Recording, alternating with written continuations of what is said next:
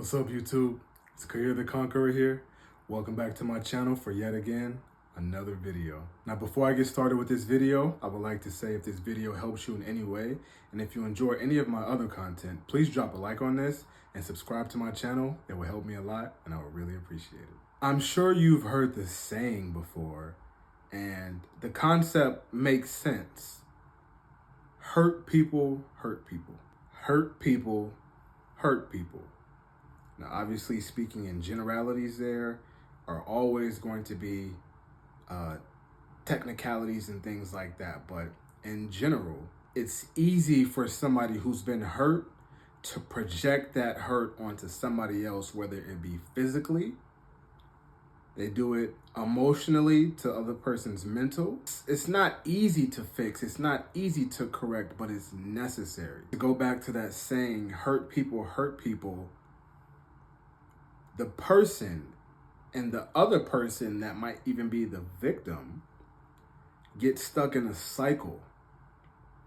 And sometimes that cycle is not just limited to that person doing the hurting or the person that they project that hurt onto. Let me explain a little bit. Let's just say, something happens, whatever the situation, a teenager gets hurt in some way. Somebody hurt them. The teenager is hurt. They project it on the other people who project, you get the point, a vicious cycle that has encapsulated most of us, if not almost all of us, not every single person.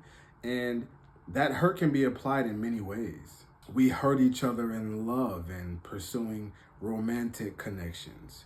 We hurt our friends. We hurt our children. We hurt ourselves. We hurt a lot of people. And like I said, that hurt can be projected in many ways. You have to break the cycle. That's why it's important to heal. It's so important to heal because we go through things.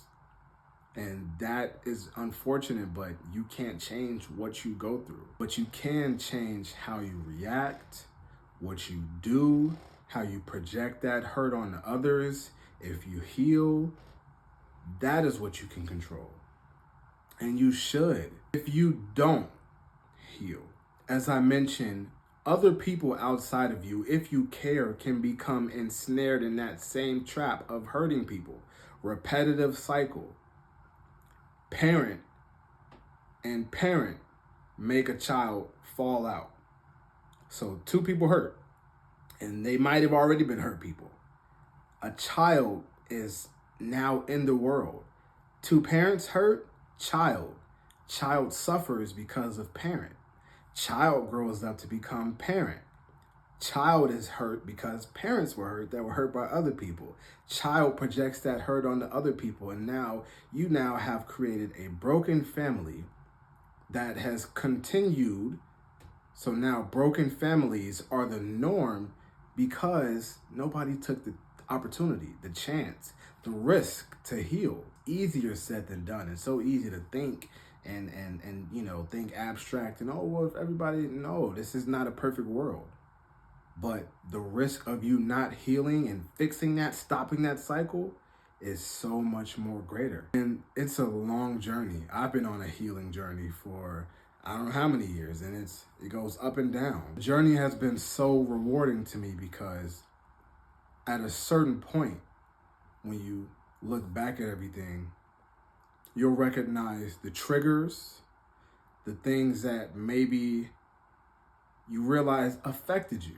And you're like, that might be a reason why X, Y, and Z. That's why I react this way. That's why I've done this, or that contributed to me feeling inadequate in some way, shape, or form, or that contributed to an insecurity or exactly. And when you look at that, then you start to see maybe how you've projected hurt because you were hurt onto others. So now you got to look externally and then internally, and then you have to look for solutions. You have to look for ways to solve the problem that maybe you didn't create, but you're now continuing. And you got to take a step back. As I realized, I don't want to be a hurt person just going about the world hurting other people just because I'm hurt. It's easy to kind of think in relationship terms, like somebody breaks your heart when you're in kindergarten or something, second grade, fifth grade.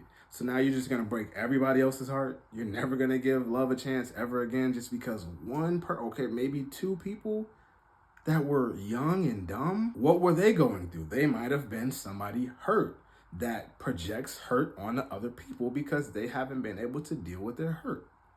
Not excusing it. That is what a healing journey, and remember, that journey doesn't really have an endpoint and it fluctuates. Just keep that in mind. But that journey will help you to see things beyond the frame and the realm of emotional thinking. Oh, well, they just did this and that's why, no, you get vindictive in that state. You begin to excuse your behavior and you begin to hyper fixate and focus on the problem. It's not productive thinking. So it helps you take a step back and go, you know what? And in essence, everybody's trying their best in the best way they know how. Sometimes that way just might suck. Some people, the best way they know how to cope and deal with stuff is drugs and alcohol. And that can, of course, harm your body and things like that, but that's what they know. So they're trying their best to cope in the language that is easiest to digest for them. So you might go, well, they couldn't really be there for me, or they were reactive and, so up and down because of what they were doing to cope with their hurt. And that hurt me, and then you get the point. It's a cyclical nature. That frame of thinking helps you begin your healing journey, helps you make peace. What do you want to create? Do you want to create a cycle of generational curses, or do you want to create a cycle where we break away from that and now we begin anew? And that is where I was thinking with just the fact of I've hurt people because I was hurt. Other people have hurt people because they were hurt. It's a cold world out there, but why not just be true to myself? Why not go within, make peace and heal, begin healing, so that way I can go about the world with a fresh perspective. I can see things in a positive light. I can think around problems. I can avoid hurt people because you begin to recognize it and see red flags and triggers and things like that when they present themselves. You kind of no longer tiptoe around and run the red lights and things like that with not just relationships, but friends, family members, co-workers, business partners, strangers. You begin to be able to recognize and perceive these things much earlier. And now you're posed with a decision. Do you go along that path, or do you veer in another direction and create some distance, set boundaries?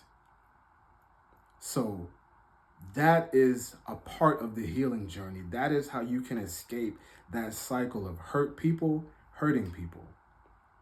Because we don't really want to do that, but it's just what people know. It's on you if you want to break that cycle to look within. Maybe you might have to go deep and go dig and things like that to find out why and how.